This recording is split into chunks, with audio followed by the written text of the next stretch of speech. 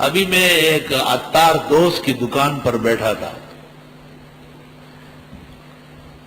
خوشبو دیکھ رہا تھا مدینہ منورہ میں، یہ تفسیری عمرے میں جو گیا تھا، وہاں ہمارے ڈنمارک کے ایک دوست کا فون آیا، بڑے مخلص، انہوں نے کہا کیا کر رہے ہیں آپ یہاں؟ میں نے کہا خوشبو دیکھ رہا ہوں۔ کہا دے دے خوشبو کے دکاندار کو ٹیلی فون دے دے۔ اس کو ٹیلی فون دیا تو اس کو کہا حضرت شیخ کو جانتے ہیں؟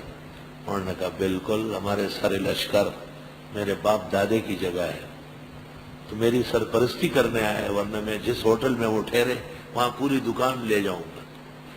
تو انہوں نے کہا جو پسند کر لے، اعلیٰ سے اعلیٰ کوالٹی ڈالے، اور اس کو اپنا نمبر دیا کہ اس نمبر پر صبح آپ کو اتنے $1000 مل جائیں گے۔ شیخ نے ایک پائی شیخ سے لینا نہیں۔ یہ سب اللہ کی امداد اور نصرت ہے۔ اور انہوں نے کہا اس بہترین خوشبو کے ساتھ عالیشان قسم کے جبے بھی بنوائے، تو 7 جبے تفسیر کے لیے پسند کیے گئے، الحمدللہ وہ بھی انہی کی طرف سے ہوئے۔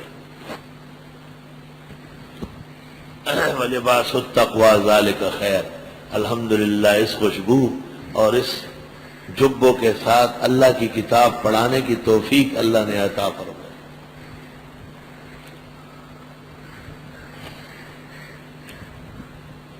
یہ ایک عطیہ الہیہ ہے جو خاص مزاج سے عطا فرماتے ہیں۔ ہم تو 20-25 ریال کا جبہ جو روڈ پہ پڑے رہتے ہیں نا، جیسے یہاں ریڑی میں برتن ہوتے ہیں، اس طرح وہاں جبے لگے ہوتے ہیں، 15 ب15 او 20 آزائی ب30۔ ہم نے سمجھے یہ بہت بڑا جبہ ہے، ہمیں کیا معلوم تھا کہ ایک ایک جبہ 30,000 ریال کا بنتا ہے۔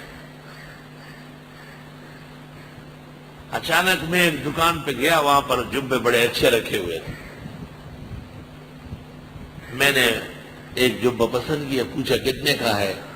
اس نے 1000 ریال بتائے۔ میں نے پڑھا، میں نے کہا اتنے ریال سے تو ہم 2-3 دفعہ حرمین آتے ہیں، ہم عجمی لوگ اتنا خرچہ کہاں کرتے ہیں؟ میں نے جبہ اتارا، کہا شیخ لا تنزع واللہ، اتارنا نہیں ہے۔ چپل لے کے فوراً گھر بھاگا، کہا میں والد سے پوچھ کے آتا ہوں۔ عربوں کی شان اب بھی وہی ہے جو کتاب و سنت میں ہے۔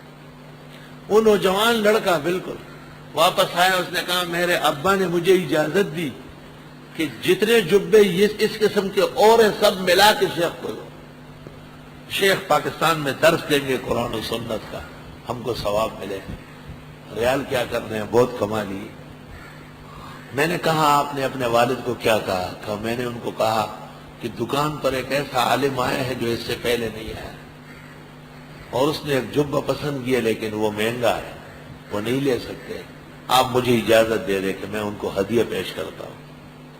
اپنے والد سے پوچھنے گئے تو کہا میرے ابا نے مجھے کہا کہ بیٹے آپ کے دل میں عالم کی محبت آئی، یہ میری سب سے بڑی کمائی ہے، آپ وہ جو 2-3-4 اور ہے وہ سارے دے دو ان کو لپیٹ کے، شیخ کو راضی کرو، دعائیں لو ان سے۔ میں نے اس سے کہا کہ اس ایک کے علاوہ دوسرا قبول نہیں ہوگا، بس یہ ایک بہت ہے۔ میں نے کہا ہم یہاں مانگنے اور سوال کرنے نہیں آئے، اللہ نے ہمیں اپنے فضل سے بڑے خزانے دیے۔ مسجد نبوی کے مؤذن آئے جبوں کی دکان پر، اور اس نے ایک جبہ واپس کیا۔ میں نے پوچھا یہ کتنے کا آیا تھا؟ 4000 ریال کا۔ میں نے کہا مجھے کتنے کے دو گے؟ جو آپ کہیں گے۔ عجیب بات یہ تھی کہ جب پہن لیا تو میرا قد اور اس مؤذن کا ایک نکلا، انہیں دوبارہ چھوٹا کرنے کی ضرورت نہیں تھی۔ وہ اس سے سخت متاثر ہو گئے اور مجھے کہا بس صرف 2000 ریال دے دے، بہت۔ وَلِبَاسُ التَّقْوَىٰ ذَلِكَ خَيْرٌ، اور لباس پرہیزگاری کا بہت بہتر ہے۔ فضل الرحمان جب مجھے کہیں دیکھ لیتے ہیں تو جبہ پہلے تلاش کرتے ہیں۔ وہ کراچی آئے پھر میں سرخ جبہ نہیں پہنتا، وہ صرف سرخ پہنتا ہے نا۔ تو ایک دفعہ بنوری ٹاؤن میں دیکھا، کہنے لگے کب جا رہے ہو مدرسے؟ میں نے کیوں؟ کہا میں بھی آ رہا ہوں۔ جو جبہ میں پہنے ہوا تھا وہ میں نے اتار کے رکھا چھپا کے، اور اس جیسے 8-10 لگائے۔ مولانا نے کہا ان میں وہ نہیں ہے، انتہائی درجے کا ذکی آدمی۔ کہا ان میں ایک بھی وہ کہاں ہے؟ کہا کون سا؟ کہا جو آپ پہنے ہوئے تھے۔ منصور بھائی اٹھے اور نکال کے دکھایا، کہ دیکھو دادا، شوق سے پہنتے بہت زیادہ۔ ابھی چند مہینے پہلے جب آئے تو 2-3 پسند کیے، کہ ان میں سے کوئی ایک لینا، پسند تو 3 ہے، میں 3 رکھے، اس سے کیا فرق پڑا؟ 3 رکھ لے۔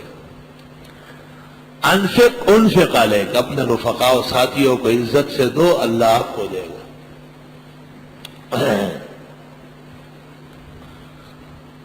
اتنے خوش تھے کہ جب گاڑی میں بیٹھنے لگے پہن کر تو طالب علموں کا سلام کر رہے تھے، تو کہا یہ جبہ مفتی صاحب نے دے دیا ہے مجھے، اور 2 اور بھی ہے۔ پھر جنرل مشرف سے ملاقات کے وقت جو پہنا ہوا تھا یہ وہی جبہ تھا جو یہاں سے لے گئے۔ فرمایا کہ عرب دوستوں نے سلوا کے دیے ہیں، لیکن جو آپ کے ہاں سے ملے اس جیسے کہیں نہیں۔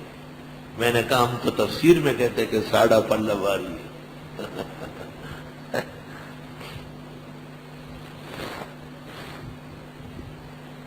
اور لباس پرہیزگاری کا بہت بہتر ہے۔ ذالک من آیات اللہ، یہ اللہ کی آیتوں میں سے، لعلہم یذکرون، چاہیے کہ یہ نصیحت لے۔ یا بنی آدم، اے آدم کے بیٹو، لا یفتننکم الشیطان، نہ گرفتار کرا دے تم کو شیطان۔ افتنان کے معنی ہے فتنے میں ڈالنا۔ لا یفتننکم الشیطان، فتنے میں نہ ڈالے تمہیں شیطان۔ کما اخرج ابویکم من الجنہ، جیسے نکالا تمہارے ماں باپ کو جنت سے۔ ینزع عنہما لباسہما، اور اتارا ان سے ان کا لباس۔ توبہ توبہ، ابلیس نے شرارت کی، وسوسہ ڈالا، اور انہوں نے شجر ممنوعہ کھایا، اور پھر جسم سے لباس اترنے لگا۔ لیریہما سوآتہما، کہ دکھا دے ان کو شرمگاہیں۔ عجیب بات ہے کہ ان چیزوں کا ڈھکنا یہ عزت ہے، اور ان چیزوں کا کھل جانا یہ بہت بڑا عذاب اور گرفت ہے۔ بے ادبی معاف ہو، ہمارے ہی دوست و احباب ہے، یہ جو آج کل لباس کا مسئلہ بن گیا ہے، کھلاڑیوں کا لباس دیکھو سارا کھلا ہوا ہے،